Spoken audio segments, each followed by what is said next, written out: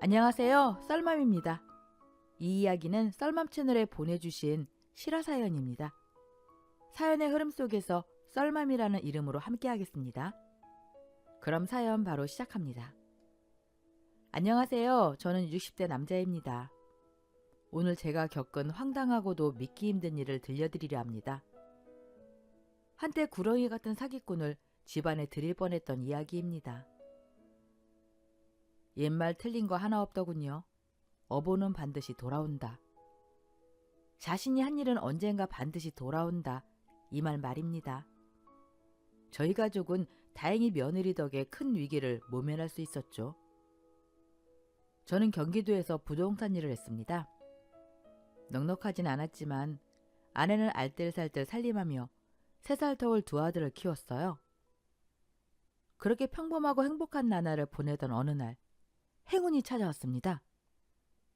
우리 큰아들이 12살 때 제가 사뒀던 땅 때문이었죠.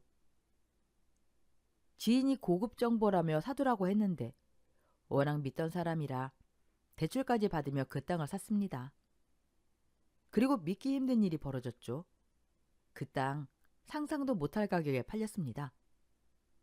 순식간에 우리 가족은 벼락부자가 되었어요. 낡은 전셋집에서 벗어나 새 집으로 차도 좋은 걸로 바꿨죠. 하지만 가장 좋았던 건 돈 걱정 없이 우리 아들들을 마음껏 공부시킬 수 있다는 것이었습니다.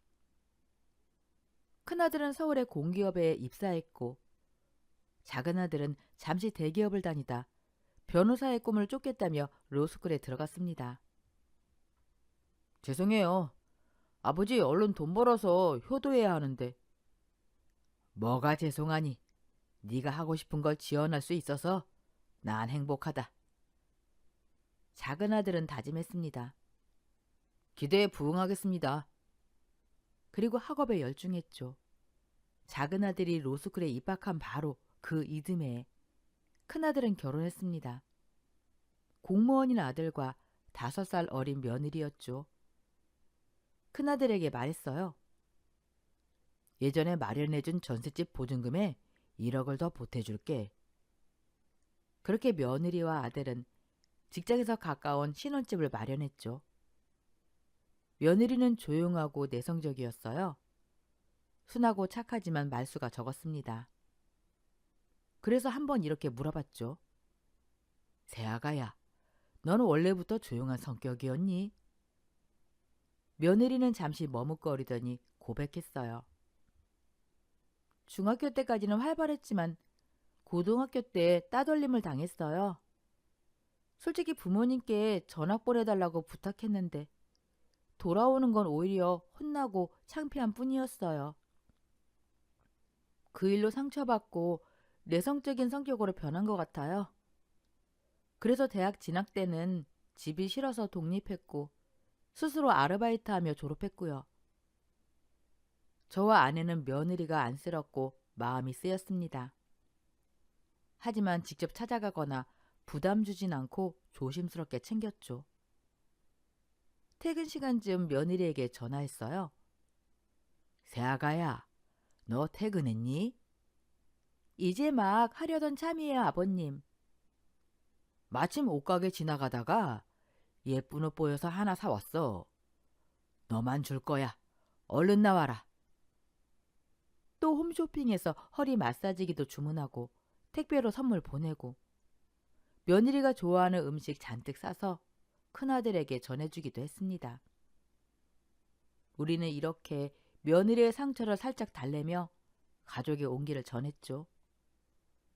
그러던 어느 날이었습니다. 아내가 보낸 전시회 티켓을 받은 며느리에게서 전화가 왔어요. 아버님, 어머님, 이번에 전시회 티켓은 받았는데요. 혹시 저랑 같이 가주실 수 있을까요? 아니, 그 티켓 친구랑 가도 되고 큰아들이랑 가도 되잖니? 아니에요. 꼭 어머님, 아버님이랑 가고 싶어요. 그 말에 저와 아내는 서로를 바라봤습니다. 그렇게 우리는 아주 오랜만에 문화생활이라는 걸 하게 됐어요. 전시를 보고 난 뒤 며느리가 또 말하더군요. 오늘은 제가 꼭 밥 사고 싶어요. 며느리가 데려간 곳은 조용한 한정식 집이었습니다. 음식이 나오자마자 며느리는 젓가락을 내려놓더니 갑자기 펑펑 울기 시작했습니다. 어머님, 아버님, 전시 티켓 어머님 친구분이 주신 거 아니죠? 아니야. 정말 친구가. 저 다 알아요. 그 한마디에 가게 안 공기가 멈춘 것 같았습니다. 아버님이 사주셨다는 옷이요. 제 직장 근처에는 없는 브랜드더라고요. 일부러 돌아다니며 사신 거죠? 그리고 허리 마사지기요. 홈쇼핑에서 판 적도 없었어요. 며느리는 울면서 말을 이었습니다. 제가 부담 가질까봐 거짓말까지 하시면서 저 챙겨주신 거잖아요. 잠시 숨을 고르더니 떨리는 목소리로 묻더군요. 혹시 제가 불쌍해서 그러신 건가요? 아니다. 저도 모르게 목소리가 커졌습니다. 그냥 네가 딸 같아서다. 착하고 예쁘고 상처가 보여서. 시부모도 결국 부모 아니겠니? 네가 싫다면 앞으로 안 보낼게. 그러자 며느리가 고개를 세차게 저었습니다. 싫을 리가 있나요? 너무 죄송하고 너무 감사해서 그래요. 어머님, 아버님, 저 이렇게 조건 없이 사랑받은 거 중학생 때 이후로 처음이에요. 남편 말고는 처음이에요. 부족하다고 모자라다고 혼내지 않으시고 이렇게까지 잘해주셔서 정말 감사해요. 슬픈 것도 아닌데 왜 이렇게 눈물이 나는지 저도 모르겠어요. 그 순간 아내가 며느리를 꼭 안았습니다. 에휴, 애가 마음이 이렇게 여려서 이 험한 세상 어떻게 살려고 그러니? 울지 마. 나까지 눈물 나잖아. 그리고 아내가 말했습니다. 괜찮아. 앞으로는 행복한 일만 있을 거야. 너한테 그런 날만 오도록 나랑 네 시아버지가 꼭 도와줄게. 며느리는 아내 품에서 아이처럼 울었습니다.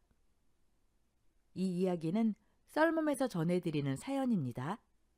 부디 누군가의 상처를 함부로 가져가지 말아주세요. 그날 그 비싸고 맛있는 한정식을 우리는 눈물맛 반, 콧물맛 반으로 먹었습니다. 하지만 그 어떤 식사보다 값지고 소중한 한 끼였어요. 그날 이후로 우리와 며느리의 사이는 눈에 띄게 가까워졌습니다. 며느리는 혼자서도 종종 집에 들러 저녁을 먹고 돌아갔고 먼저 전화해서 영화 보러 갈까요? 쇼핑 가요, 어머님. 쇼핑 가요, 아버님. 이렇게 말하곤 했죠. 셋이서 외식하다가 맥주를 한잔했던 날. 술이 약한 며느리는 볼이 벌개진 채 해맑게 웃으며 말하더군요.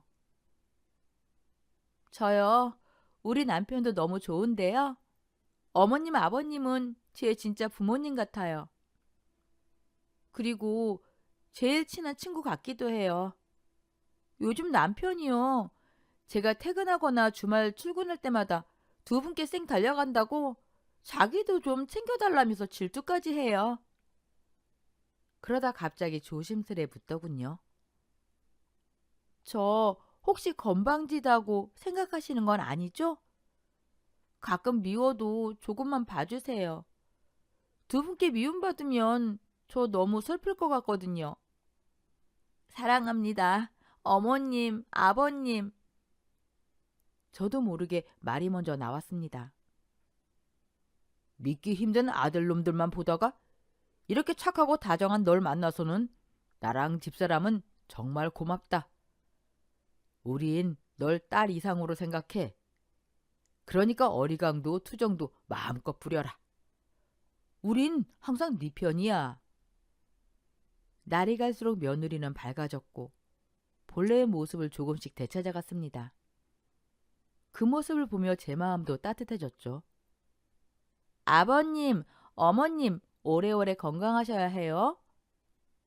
그러면 아내의 팔짱을 끼고 애교를 부리던 며느리였습니다. 하지만 세월은 비켜가주지 않더군요. 작은 아들이 로스쿨을 졸업하고 첫 변호사 시험에 떨어졌던 해, 평소 혈압이 높던 아내가 갑자기 쓰러졌습니다. 병원에서는 말했죠. 다행히 뇌 쪽 문제는 아닙니다. 기립성 저혈압입니다. 큰아들과 며느리는 퇴근만 하면 매일같이 병원으로 달려왔습니다. 여기까지 오는데 너무 오래 걸리잖아. 며칠에 한 번만 와도 된다. 그러자 큰아들이 말했습니다. 아니요, 아버지. 집사람이 직장 휴직까지 하겠다고 해서 겨우 말린 거예요. 저녁에도 못 오게 하면 정말 몸서리치면서 울어요. 집사람이요. 어머니 돌아가시는 줄 알고 너무 놀랐대요. 작은 아들도 시험에 떨어진 와중에도 사나흘에 한 번은 꼬박꼬박 얼굴을 비쳤습니다. 그렇게 2주가 지나고 아내는 무사히 퇴원했습니다. 이 이야기는 썰맘에서 전해드리는 누군가의 진짜 삶입니다. 부디 함부로 퍼가지 말아주세요. 그런데 그 무렵 큰아들과 며느리가 뜻밖의 제안을 해왔습니다. 아버님, 어머님, 이제 합가하시는 게 어떨까요? 솔직히 두 분 걱정돼서 안 되겠어요. 제가 옆에서 직접 어머님 챙겨드리고 아버님 건강도 미리미리 관리해드려야 마음이 편할 것 같아요. 그리고 며느리가 간절하게 덧붙였습니다. 아버님, 서울에서도 부동산 하실 수 있잖아요. 제발 저희랑 같이 살아요. 불편하지 않게 제가 정말 잘할게요. 다른 집 며느리들은 합가는커녕 한 달에 한 번 보는 것도 싫어한다는데 그 마음이 얼마나 고마웠는지 모릅니다. 사실 저도 두려웠습니다. 아내가 한번 쓰러지고 나니 혹시 우리 둘 다 아프기라도 하면 그 생각이 머릿속을 떠나질 않더군요. 결국 저와 아내는 집을 팔고 서울 외곽에 조금 더 넓은 아파트를 사서 큰아들 부부와 함께 살게 됐습니다. 어머님, 아버님 일어나세요. 의사 선생님이 그러셨잖아요. 적당한 운동이 최고라고. 이제 새벽마다 저랑 같이 뒷산 올라가시는 거예요. 아셨죠? 아가야, 출근도 하는 애가 아침잠이 왜 이렇게 없니? 안 돼요, 아버님. 지난번에도 그러고 안 가셨잖아요? 그렇게 며느리는 일주일에 5번이나 새벽 운동을 시켰고 퇴근하고 나면 저녁 먹자마자 산책을 나가자며 우리 끌고 나갔습니다. 거기다 1대1 헬스 수업까지 끊어졌죠. 이런 건 젊은 사람들이나 하는 줄 알았는데. 아니더라고요. 어르신들도 건강관리하려고 많이들 받으세요. 아내 혈압에 좋다며 음식도 하나하나 신경 쓰고. 단 건 안 좋아요? 믹스커피 대신 차 티백을 잔뜩 사다 놓는 며느리. 정말 지극정성이었습니다. 아버님, 어머님, 요즘 혈색 너무 좋아지셨어요. 병원에서도 어머니 혈압 수치 보고서 놀랐대요. 그 말을 들으니 괜히 가슴이 뭉클해지더군요. 서울로 오면서 부동산 일도 정리했는데 피곤하다고 새벽 운동 안 갈 수 없어요. 그래도 말이죠. 자기 잠 줄여가며 시부모 챙기는 며느리가 세상에 어디 있겠습니까? 재성이 너 결혼 정말 잘했다. 둘째도 얼른 변호사 시험 붙어서 네 형수 반의 반만이라도 좋은 사람 만나면 좋겠다. 그런데 우리에게도 걱정은 있었습니다. 난임 치료를 오래 받아도 아이가 생기지 않던 며느리의 마음. 그리고 두 번째 시험에서도 떨어진 작은 아들이었죠. 큰아들 내외는 결국 아이에 대한 마음을 많이 내려놓았습니다. 그러다 마침내 작은 아들이 삼수 끝에 3번째 변호사 시험에 합격했습니다. 고생 많았다. 정말 고생 많았어. 난 네가 해낼 줄 알았다. 걱정 안 했다니까. 어머, 시험 보기 사흘 전부터 잠도 못 자던 사람이 허세는. 장하다 장해. 이제 마음껏 네 포부 펼쳐라. 작은 아들이 고개 숙여 말하더군요. 감사해요. 두 분이 절 믿고서 기다려주신 덕분이에요. 그리고 형수님, 제가 공부하느라 부모님 얼굴 못 비출 때 형보다 더 정성껏 부모님 챙겨주셔서 정말 감사해요. 제가 걱정 내려놓고 공부에 집중할 수 있었던 건 전부 형수님 덕분입니다. 며칠 뒤 작은 아들이 백화점에서 우리 셋에게 선물까지 사왔더군요. 며느리는 과한 칭찬 받는 것 같다며 쑥스러워했고요. 작은 아들은 수습기간을 마친 뒤 로펌에 취직해 변호사로 살아가기 시작했습니다. 그리고 그 이듬해 저도 이제 결혼하고 싶어요. 몇 살이니? 뭐하는 아가씨야? 저보다 2살 어려요. 형수님이랑 동갑이에요. 어머님은 일찍 돌아가셨고 아버님은 미국에서 병원을 운영하세요. 외동딸인데 사랑 듬뿍 받고 자랐대요. 중학교 때부터 미국에서 살다 미대 나왔고요. 한국이 그리워서 혼자 들어와 요즘은 전시 준비만 하고 있어요. 아이, 돈 많은 집안 같은데. 근데 돈엔 크게 관심 없어요. 여자친구 아버님이 그러셨어요. 젊을 때는 부모 도움 없이 작게 시작해보는 게 좋다. 힘들어지면 그때 도와주겠다. 작은 아들은 그 말이 오히려 마음에 들었다고 했습니다. 아버지, 저 사고 나서 만났어요. 접촉사고로 만난 인연인데 1년 동안 교제했어요. 이 사연은 썰맘에서 전해드리고 있습니다. 아직 가장 중요한 인물이 등장하지 않았습니다. 그 인연의 시작은 정말 우연이었습니다. 작은 아들이 골목길에서 운전하다 코너에서 갑자기 튀어나온 여자를 미처 보지 못하고 살짝 부딪혔다고 하더군요. 다행히 큰 사고는 아니었습니다. 그래도 혹시 몰라 아들이 명함을 건네며 말했대요. 꼭 병원은 가보세요. 허리를 조금 다쳐서 한동안 병원을 다녔다고 했는데 이상하게도 합의금을 요구하지도 않았고 딱 치료비만 받더랍니다. 오히려 피해자인 그 여자가 아들 걱정을 더 하더라는 겁니다. 괜찮으세요? 혹시 더 놀라신 건 아니죠? 그 모습에 아들 마음이 움직였다고 했습니다. 그러다 여자 쪽에서 먼저 저녁을 먹자고 했답니다. 이때다 싶어서 냉큼 수락했죠.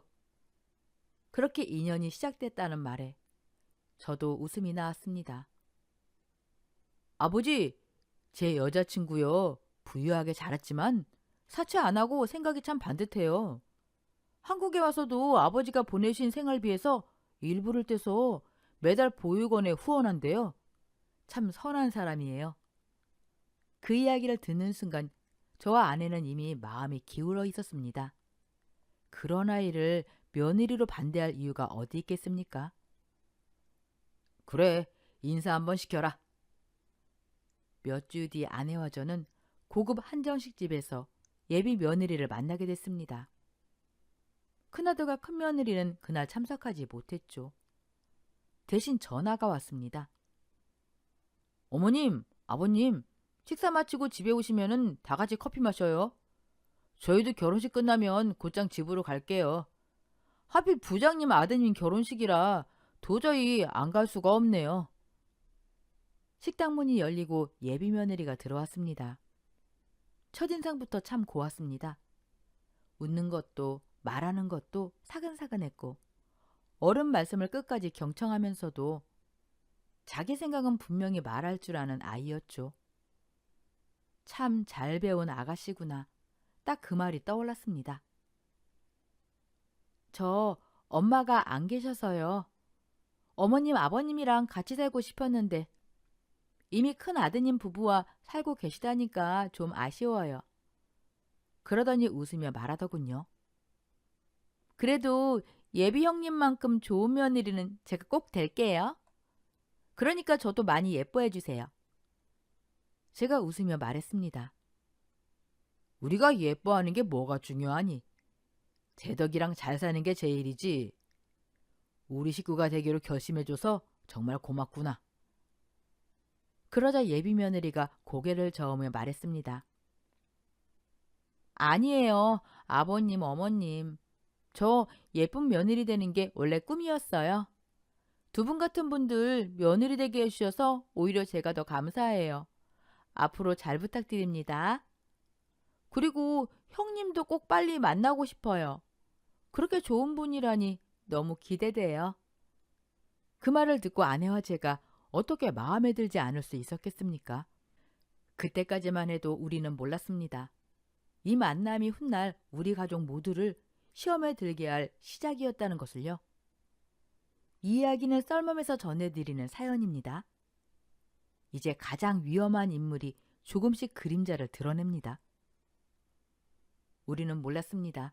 이 평온이 그날의 마지막 평온이라는 걸. 며칠 뒤 작은 아들이 예비 며느리와 함께 집에 왔습니다. 그리고 결혼 이야기가 시작됐죠. 사돈 쪽에서 지원은 없다고 들었지만 큰애 때처럼 작은 애에게도 같은 금액은 해주고 싶구나. 예비 며느리는 고개를 숙이며 말했습니다. 감사합니다, 아버님. 저도 꼭 성공해서 제덕 씨에게 힘이 되고 싶어요. 그렇게 화기애애한 분위기 속에 우리는 티타임을 갖고 있었어요. 큰아들 내외가 아직 오지 않았다는 것만 빼고는 완벽한 하루였죠. 그리고 현관문이 열렸습니다. 저희 왔어요. 차가 너무 막혀서요. 그래, 어서 와라. 나는 웃으며 말했습니다. 아가, 여긴 제덕이 결혼할 아가씨다. 안녕하세요. 형님이라고 불러도 되죠? 전 김연아예요. 그 순간 방에서 허둥지둥 나오던 큰며느리가 고개를 들었습니다. 그리고 예비 며느리의 얼굴을 본 순간 말이 멎었습니다. 그리고는 얼굴이 하얗게 질렸습니다. 아는 사이니? 제가 묻자 둘 다 고개를 피했습니다. 아, 아니요. 처음 뵙는데요.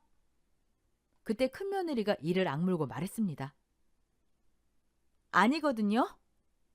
그리고 예비 며느리를 똑바로 보며 말했어요. 너 김상아 맞지? 네가 날 모른다고? 나 서정미야. 중고등학교 동창. 공기가 얼어붙었습니다. 아버님, 저 여자 누구인지 아세요? 큰며느리는 떨리는 목소리로 말했어요. 제가 고등학교 때 심한 따돌림을 당했어요. 저를 괴롭힌 주동자, 바로 저 여자예요. 중학생 때부터 미국 갔다고요? 거짓말이에요.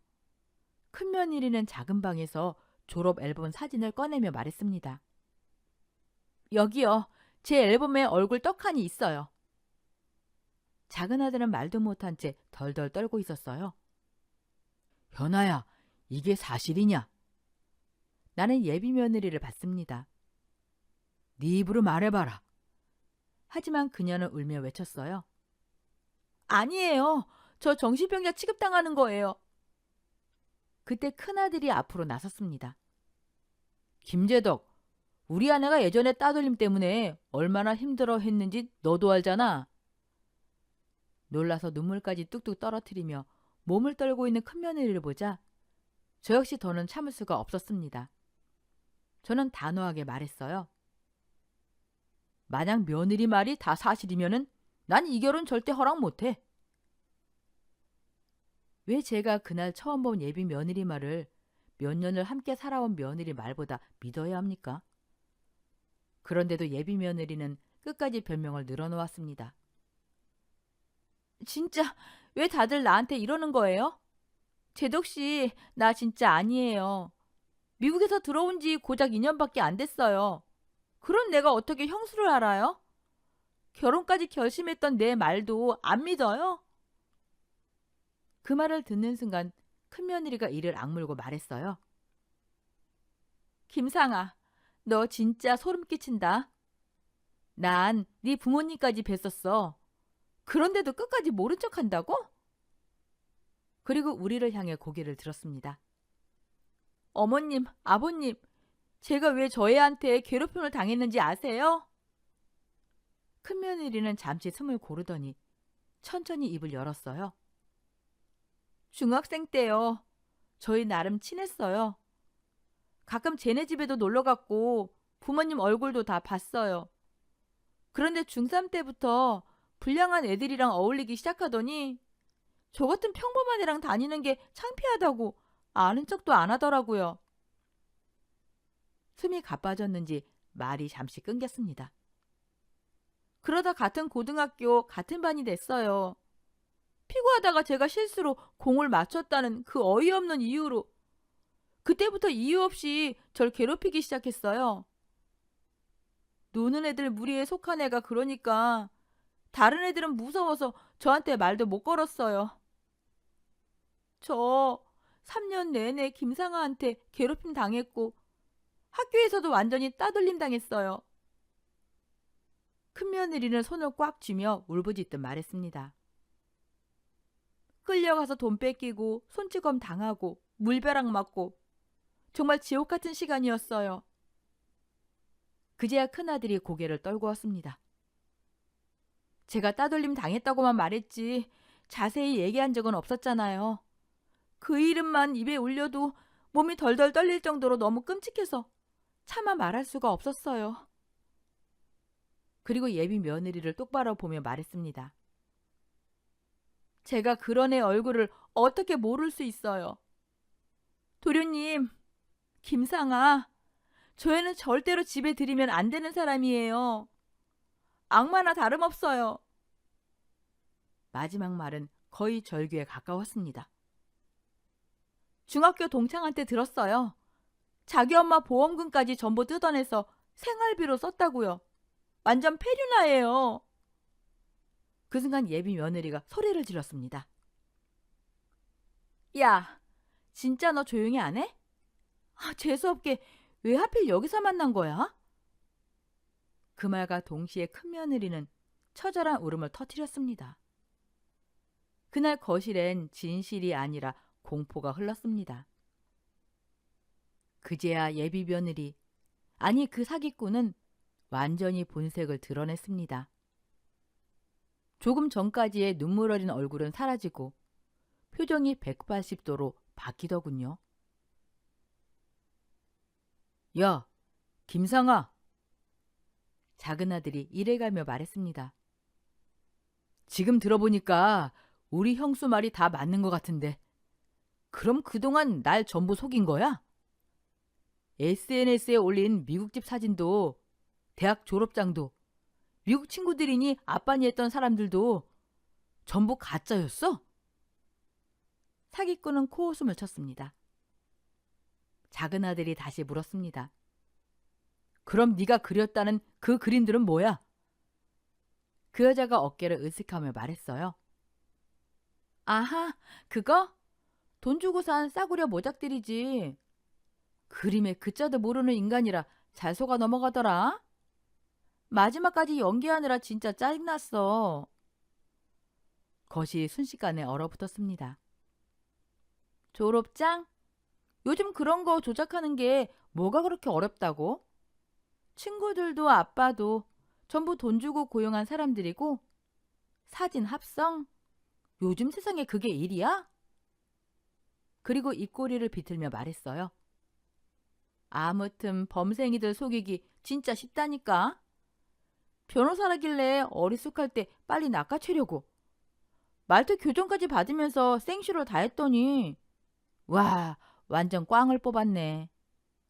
결혼 안 하면 그만이잖아? 기껏해야 졸부지. 재벌도 아닌 것들이 유세는? 그 여자는 제덕이를 비웃듯 바라봤습니다. 뭘 그렇게 잡아먹을 땐 노려봐. 그렇다고 당신이 나한테 뭐 어쩔 건데? 어차피 받아먹은 것도 없어서 사기죄로 고소도 안 되거든. 난 무서울 거 하나도 없어. 그 순간. 야, 서정미. 그 여자가 큰며느리를 가리키며 소리쳤어요. 이리 와. 오랜만에 나한테 좀 맞자. 그 말이 끝나기도 전에 그 여자는 으르렁대며 큰며느리의 머리채를 붙잡았습니다. 아가야! 저는 본능적으로 뛰어들어 그 여자를 밀쳐내고 며느리를 감쌌습니다. 이 못된 인간이? 빈대 같은 사기꾼이 감히 누굴 손대? 그 여자가 욕을 퍼부으며 휘청거리던 그 순간 퍽! 분노에 찬 큰아들이 그 여자의 뺨을 있는 힘껏 후려쳤습니다. 미쳤나? 너 지금 나 쳤어? 고소할 거야. 큰아들은 눈 하나 깜빡이지 않았습니다. 네가 먼저 내 아내 머리채 잡았잖아. 정당방이야. 내 아내 가슴에 피 멍들게 한 버러지가 누구인가 했더니 바로 너였구나. 그는 한 발짝 다가가 낮고 단단한 목소리로 말했습니다. 언젠가 꼭 한번 만나면 진짜 한 대 날리고 싶었는데 오늘 소원 성취했다. 앞으로 내 눈에 한 번만 더 띄워봐. 내 인생 걸고 너 완전히 끝내줄 거야. 네가 우리 아내한테 한 짓이랑은 비교도 안 될 정도로. 무서울 거 하나도 없다 했지? 다시 나타나면 죽을 때까지 벗어날 수 없는 공포가 뭔지 내가 똑똑히 보여줄게. 난 말한 거는 반드시 지키는 사람이거든. 그러니까 지금 당장 내 아내 앞에서 무릎 꿇고 용서 빌어. 그리고 2번 다시 우리 앞에 나타나지 마. 큰아들의 얼음장에도 그 여자는 턱을 치켜들고 배째라식으로 서 있었습니다.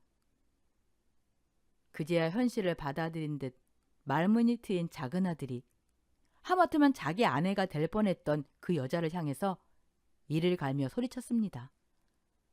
당장 우리 형수님한테 사과 안 해? 작은 아들이 이를 갈며 소리쳤어요. 내가 살다 이런 꽃뱀한테 걸릴 줄이야. 김상아, 너 우리 형수님한테 잊지 못할 상처 준 거, 그리고 날 단단히 호구로 봤던 거 내가 톡톡히 후회하게 해줄 거야. 알았어? 입에 올리기도 끔찍한 악마야. 그러자 그 여자는 콧방귀를 끼며 말했습니다. 네, 그러시던가요. 아유, 무서워라. 어디 한번 해봐요. 이 멍청한 변호사야. 이 쓰레기 같은 집안이 어디서 큰 소리야? 그 여자는 몸을 획 돌려 현관 쪽으로 향했습니다. 그때였습니다. 갑자기 뒤에서 아내의 괴성이 터졌습니다. 야! 아내는 커다란 대야를 들고 달려오더니 콸! 얼음물과 함께 큼지막한 얼음 덩어리를 그 여자 머리 위로 그대로 뒤집어 씌웠습니다. 차갑다 못해 시리물을 뒤집어 쓴 채 머리까지 얼음을 맞은 그 여자는 도끼 눈을 뜨고 비명을 질렀습니다. 그 순간 제가 현관문을 활짝 열며 그 여자를 힘껏 밀쳐냈어요. 나가! 인간 같지도 않은 게 인간의 탈을 쓰고 우리를 기망했으니 얼음을 뒤집어 쓴 것도 싸다. 너 같은 인간은 앞으로 자도 자는 것 같지 않을 거고 살아도 산 것 같지 않은 인생을 살게 될 거다. 세상이 불공평해 보여도 언젠가는 반드시 악한 놈들한테 벌을 내린다. 썩 꺼져. 얼음물 한 바가지 더 맞기 전에. 쾅! 문을 닫고 돌아서자마자 며느리는 그대로 바닥에 주저앉았습니다. 아가, 괜찮아? 우리 가족은 한 사람도 빠짐없이 며느리에게 달려갔습니다. 괜찮아요. 그냥 긴장이 풀려서 다리에 힘이 빠진 것뿐이에요. 애써 웃어 보이던 며느리는 이내 고개를 떨궜습니다. 사실 심장이 너무 쿵쾅거려서 저 죽을 뻔했거든요. 그 말에 작은 아들이 고개를 숙였습니다. 형수님, 제가 정말 죄송합니다. 제가 너무 바보 같아서 형수님께 그런 짓을 한 여자한테 속아 넘어가서 괜히 과거의 상처까지 다시 떠올리게 해드렸어요. 입이 10개라도 할 말이 없습니다. 정말 죄송합니다. 큰아들이 울먹이며 소리쳤습니다. 재덕이, 너 진짜 여자 보는 눈이 형편없다. 네가 지금처럼 싹싹하게 안 빌었으면 나 진짜 주먹부터 나갔어. 제가 손을 들어 그만두게 했습니다. 그만해라. 사람이 작정하고 속이려 들면 누구든 당할 수 있는 거다.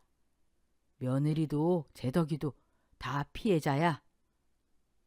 그날 밤 우리 집은 오래도록 불이 꺼지지 않았습니다.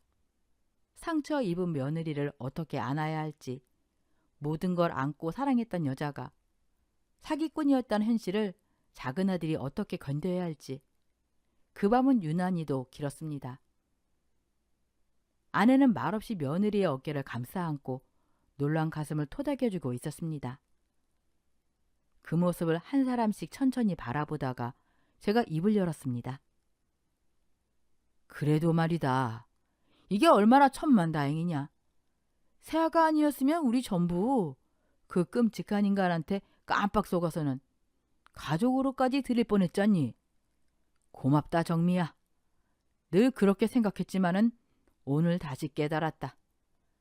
넌 우리 가족에게 다시 없을 귀인이다. 너 같은 며느리를 만난 나는 전생에 나라를 10번은 구했나 보다. 며느리는 눈을 크게 뜬 채 아무 말도 하지 못하고 눈물만 떨궜습니다. 저는 조금 더 다가가 부드럽게 말했어요. 정미야, 저런 벌레 같은 인간한테 당했던 일 때문에 이제는 네가 더는 마음 아파하지 않았으면 좋겠다. 넌 더 이상 힘없이 당하기만 했던 어린 정미가 아니다. 그 상처를 딛고 여기까지 버텨온 아주 멋진 어른으로 잘 자라줬다. 게다가 이제 네 곁에는 네 남편도 있고 시동생도 있고 나랑 네 어머니도 있다. 그러니까 어디 가서든 절대 기죽지 말고 겁먹지 말거라. 아버지가 항상 너 사랑하는 거 알지? 아내도 며느리의 손을 꼭 잡고 말을 보탰습니다. 그래, 정미야. 애미도 항상 널 사랑해. 너에겐 시부모이기 전에 부모가 있다는 거 절대 잊지 말거라. 그제야 며느리는 참아왔던 울음을 터뜨리며 고개를 끄덕였습니다. 감사해요. 아버님, 어머님. 정말 정말 감사합니다. 그날 작은 아들은 며느리 앞에서 고개를 들지 못한 채 오랫도록 사과를 멈추지 못했습니다.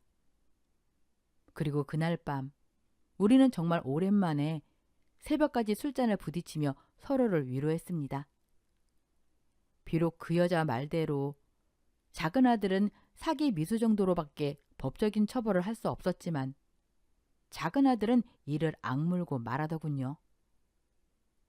아버지, 절대 그냥 넘기지 않겠습니다. 법이 허락하는 선에서 끝까지 책임 묻게 할 겁니다. 그 말을 들으며 저는 조용히 생각했습니다. 세상엔 정말 무서운 사람이 많지만 그보다 더 강한 건 진실을 알아본 가족의 눈이라는 걸. 그리고 사람의 인생엔 반드시 지켜주는 사람이 한 명쯤은 나타난다는 걸요. 이 이야기는 저희 가족이 겪은 실화입니다. 그리고 이 사연은 썰맘 채널에서만 전해지는 우리 가족의 이야기입니다. 부디 이 이야기가 누군가에겐 경고가 되고 누군가에겐 위로가 되길 바랍니다. 그리고 작은 아들은 불법이 되지 않는 선에서 정말 집요하게 그 여자를 파헤치기 시작했습니다. 얼마 지나지 않아 작은 아들이 이를 악문 얼굴로 말하더군요. 아버지, 경찰에 알아보니까요. 그 여자 이미 사기 전과가 2번이나 있었습니다. 기가 막히게도요. 2번째 처벌받고 나서도 꽃뱀짓을 계속하면서 피해자를 2명이나 더 만들었대요. 이름은 전부 가짜. 신분증도 위조해서 보여주고 돈 뜯어낸 다음 잠수. 그 말을 듣는 순간 저와 아내는 서로를 바라봤습니다. 소름이 등줄기를 타고 내려갔습니다. 작은 아들은 차분하게 그러나 분노를 눌러 계속 말했습니다. 직업도 없는 여자가 저랑 만날 때 무슨 돈으로 부자인 척했나 했더니 그 남자들한테 뜯어낸 돈에 대출까지 끌어다 쓴 거더라고요. 아마 제가 집도 있고 변호사라는 걸 알고서 결혼부터 해놓고 돈을 뜯어내서 빚 갚으려고 한 것 같습니다. 그때 큰며느리가 이를 꽉 깨물며 말했습니다. 역시 끝까지 사기꾼이었네. 작은 아들은 고개를 끄덕이며 말을 이었어요. 그래서 제가요. 그 피해자들한테 전부 연락했습니다. 김성아, 아니 그 여자 본명부터 지금 숨어있는 곳까지 전부 다. 그랬더니 그 사람들 저 통해서 사기죄로 고소하겠다고 하더라고요. 그래서 수임료는 안 받겠다고 했습니다. 어차피 저한테 친 사기 미수까지 전부 묶어서 이번엔 확실하게 죗값 치르게 할 거니까요. 그때 작은 아들의 눈이 처음으로 차갑게 빛났습니다. 보세요. 세상 무서운 줄 모르고 까불어댄 인간한테 법의 참맛이 뭔지 이번에 똑똑히 보여줄 겁니다. 그리고 그 과정에서 충격적인 사실이 하나 더 밝혀졌습니다. 작은 아들은 그 여자 아버인 척 연기했던 남자까지 찾아냈습니다. 같이 사기 동조범으로 고소하겠다고 하자 그 남자는 그 자리에서 무너져 울며 빌었다고 합니다. 제 딸이 보험도 안 되는 희귀병에 걸렸습니다. 병원비를 벌지 못하면 애는 죽을 날만 기다려야 합니다. 작은 아들이 조금 더 알아보니 그 남자의 말은 거짓이 아니었습니다. 결국 작은 아들은 그 남자만큼은 고소하지 않기로 결정했습니다. 아버지, 잘못은 분명히 잘못이지만 그 사람은 딸 때문에 무너진 아버지였습니다. 그렇게 소송이 진행되던 어느 날, 사건은 끝난 줄 알았던 그날, 며느리에게 모르는 번호로 전화 한 통이 걸려왔습니다. 그날 마침 저와 아내는 며느리와 함께 거실에서 과일을 먹고 있었습니다. 사과를 깎던 며느리는 휴대폰을 바닥에 내려놓고 아무 생각 없이 스피커폰으로 전화를 받았죠. 여보세요? 그 순간 전화기 너머에서 흘러나온 그 목소리를 듣는 순간 우리 셋의 얼굴이 동시에 굳어버렸습니다. 그 목소리는 이 사연을 듣고 계신 여러분도 아마 잊지 못하실 겁니다. 이후의 이야기는 썰맘 채널에서만 계속됩니다. 다음 장면에서 그 여자가 무슨 말을 했는지, 그리고 그 전화 한 통이 어떻게 모든 걸 완전히 끝내버렸는지 곧 이어집니다.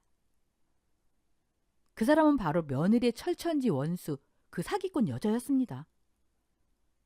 전화기 너머에서 그 여자는 예전에 당당함은 온데간데 없이 꼬리를 바짝 내린 채 애원하더군요. 정미야, 나야. 상아, 나 지금 발등에 불 떨어졌어. 정미야, 나 너한테 사과하려고 전화했어. 예전에 내가 너무 심했지? 정말 미안해. 원래 10대 땐 철이 없는 거잖아. 정미는 침착하게 듣고 있었습니다. 나 너 진짜 별로 안 싫어했어.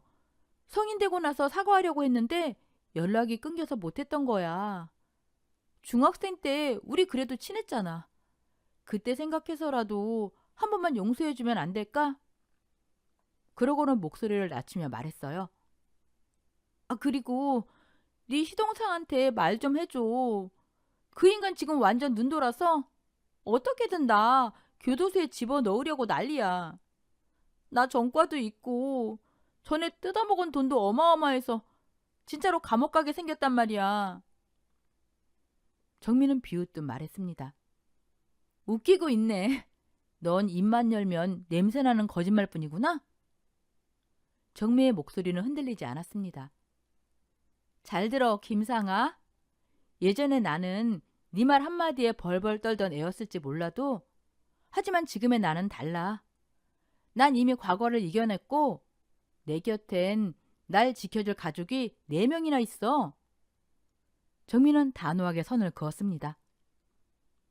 별 볼 일 없는 사기꾼 따위 이제 하나도 무섭지 않아. 난 널 용서할 생각 코딱지만큼도 없고 도련님한테 널 봐달라고 부탁할 생각은 그 반의 반도 없어. 그리고 마지막으로 말했습니다. 네가 저지른 죄값 얌전히 받아. 사회에 해만 끼치는 너 같은 인간은 차라리 교도소에 있는 게 세상을 위해서 더 나아. 여자가 울부짖듯 외쳤습니다. 정미야, 제발 끊지 마. 하지만 정미보다 먼저 내가 통화 종료 버튼을 눌러버렸습니다. 전화를 끊고 난 뒤 정미는 거친 숨을 몰아쉬며 물었어요. 아버님, 저 잘 말한 거죠? 저 안 떨고 잘한 거죠? 아내는 말없이 며느리를 꼭 안아주며 몇 번이고 말했습니다. 우리 딸 정말 장하다. 정말 잘했어. 결국 그 여자는 실형을 선고받고 교도소에 수감되었습니다. 지은 죄가 많았던 만큼 교도소 신세가 죽기보다 싫었던 모양이었죠. 선고가 내려지자 그 자리에서 아이처럼 엉엉 울음을 터뜨렸다고 하더군요. 참으로 한심하고 이기적인 인간이 아닐 수 없었습니다. 그렇게 한바탕 소동이 일어난 뒤 어느덧 1년이라는 시간이 흘렀고 지금 우리는 예전과 같은 평화를 되찾아 조용하고 즐겁게 살아가고 있습니다. 작은 아들은 변호사로서 점점 인정받으며 요즘은 눈코 뜰 새 없이 바쁜 나날을 보내고 있죠. 이번 설날 오랜만에 집에 들른 작은 아들이 조심스럽게 며느리에게 말을 꺼냈습니다. 형수님, 전 아무래도 좀 걱정돼요. 형수님은 안 불안하세요? 잠시 뜸을 들인 뒤 작은 아들이 솔직한 마음을 털어놨습니다. 그 여자 언젠간 교도소에서 나오잖아요. 괜히 앙심 품고 형수님 찾아올까봐 제가 너무 걱정돼요. 그러지 말고 제가 말씀드린 대로 이사 가시면 안 돼요? 그 말을 들은 며느리는 차분하게 웃으며 대답했습니다.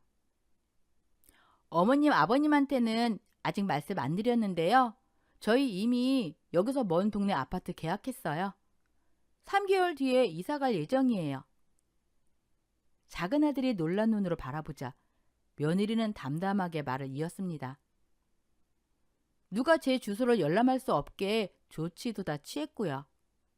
직장도 다른 곳으로 발령내달라고 신청해둬서 괜찮아요.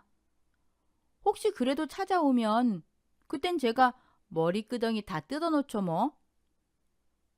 그 말에 모두가 잠시 굳었지만 이내 며느리는 웃으며 덧붙였습니다. 저보다 마르고 키도 작은 사람이잖아요. 이젠 안 무서워요. 게다가 제겐 누구보다 든든한 가족들이 함께 있잖아요. 정말이에요. 작은 아들은 그제야 한숨을 내쉬며 말했어요. 아유, 그렇다면 그나마 걱정이 조금 덜해지네요. 그래도 늘 조심하셔야 돼요. 아셨죠? 잠시 후 작은 아들이 머뭇거리다 다시 입을 열었습니다. 아, 그건 그렇고 저 드릴 말씀이 하나 있는데요. 드릴 말씀이? 뭔데 너? 내가 농담 반 진담 반으로 말하자 괜히 가슴이 철렁 내려앉았습니다. 설마 또 결혼한다고 우리한테 선언하는 건 아니지? 난 아직도 그때만 생각하면 심장이 벌렁거린다. 작은 아들은 손사래를 치며 웃었습니다. 아버지, 무슨 그런 끔찍한 말씀을 하세요. 저 당분간은 결혼 생각 없어요. 아버지만큼 저도 아직 사람이 무섭단 말이죠. 그리고는 진지한 표정으로 말했어요. 전 앞으로 약자들 편에 서서 변호사 일에만 당분간 몰두하며 살 거예요. 잠시 침묵이 흐른 뒤 작은 아들이 다시 며느리를 바라봤습니다. 아, 그 얘기 하려던 건 아니고요. 형수님, 넉 달 뒤에 출산하시고 산후조리원 가실 거잖아요. 며느리가 고개를 끄덕이자 작은 아들이 단호하게 말했습니다. 그 비용은 꼭 제가 대드리고 싶어요. 그동안 비싼 선물 사드리려 해도 쓸 일 없다면서 다 거절하셔서 제가 꼭 뭐 하나 해드리고 싶다고 벼르고 있었거든요. 그리고 힘주어 말했어요. 제가 정말 좋은 산후조리원으로 알아보고 예약해 드릴게요. 이건 형수님만을 위한 길이기도 하지만 곧 태어날 조카와 우리 가족 모두를 위한 일이에요. 그러니까 절대 거절하시면 안 돼요. 아셨죠? 작은 아들의 말은 멈추지 않았습니다. 형수님 덕분에 우리 어머니 건강도 정말 많이 좋아지셨고요. 아버지는 저보다도 건강하게 펄펄 뛰어다니시잖아요. 그는 진심을 담아 말했습니다. 산후조리 제대로 못 받아서 형수님 건강에 조금이라도 이상 생기면 그건 곧 우리 가족 모두의 불행이에요. 그 말에 며느리는 얼굴을 붉히며 고개를 숙였습니다. 과찬이에요. 하지만 아내와 큰아들, 그리고 나는 웃으며 한 목소리로 말했어요. 이 정도 선물은 한 번쯤 받아도 된다. 이번엔 거절하지 마라. 그리고 우리는 서로를 바라보며 웃었습니다. 무엇보다 기쁜 소식은 저희 며느리가 작년에 드디어 임신에 성공했다는 사실이었죠. 그것도 시험관 시술이 아닌 자연 임신으로 말입니다. 사람이 착하게 살면 하늘에서 복을 내려준다더니 그 말이 정말 딱 맞는 것 같지 않나요? 며느리는 지난달부터 휴직에 들어갔습니다. 괜히 무리하다가 어렵게 찾아온 이 아이를 잃을 순 없잖아요. 그 말 한마디에 얼마나 많은 마음이 담겨 있었는지 저는 단번에 느낄 수 있었습니다. 그리고 며느리는 임신 소식을 친정 부모에게 전했다고 합니다. 하지만 돌아온 말은 너무도 차가웠다고 해요. 2년이나 연락도 없던 딸 소식? 반갑지도 않고 궁금하지도 않다. 그 말을 듣는 순간 며느리는 완전히 친정과 인연을 끊기로 결정했다고 합니다. 어차피 큰 기대를 했던 건 아니었다며 오히려 이제는 마음 편히 친정 식구들을 영영 끊어낼 수 있어서 다행이라고 말하더군요. 그 모습이 너무 안쓰러워 저는 말없이 며느리의 손을 꽉 잡아주었습니다. 저는 깊은 상처를 안고 살아온 이 며느리를 앞으로 며느리로서 그리고 딸로서 평생 보듬으며 살아갈 생각입니다. 그리고 오매불만 기다리고 있는 손주가 태어나면 늘 이렇게 말해줄 겁니다. 너희 엄마는 세상에서 가장 선하고 내면이 단단한 사람이야. 그러니 항상 엄마를 존경하며 살아가렴. 여러분, 제가 이 사연을 보내게 된 이유는 딱 하나입니다. 아무리 감쪽같이 사람을 속이려 해도 과거의 잘못은 언젠가 반드시 수면 위로 드러난다는 것. 낱말은 새가 듣고 반말은 쥐가 듣는 법이듯 두 손으로 하늘을 가리려 해도 소용없는 것처럼 세상 사람 모두를 속여 넘겼다 한들 하늘의 정의까지 피할 수는 없는 법이니까요. 제 며느리를 괴롭히고 수많은 사람들에게 막대한 피해를 입혔던 그 몹쓸 여자처럼 말입니다. 그러니 우리 애초에 죄를 지을 생각조차 말고 정직하고 선하게 살아가도록 함께 노력해봐요. 그렇게 살다 보면 언젠가 하늘이 주는 작은 보상을 받을 수 있는 날이 오지 않겠습니까? 그럼 저는 저희 며느리처럼 이 세상 모든 피해자들을 진심으로 응원하며 이만 사연을 마치겠습니다. 오늘 썰맘 사연글에 여러분의 소중한 댓글 부탁드립니다. 그리고 어디서 사연 듣고 계시는지, 연령대는 어떻게 되시는지 안부도 부탁을 드립니다. 그럼 오늘 사연도 함께 읽어주셔서 감사합니다.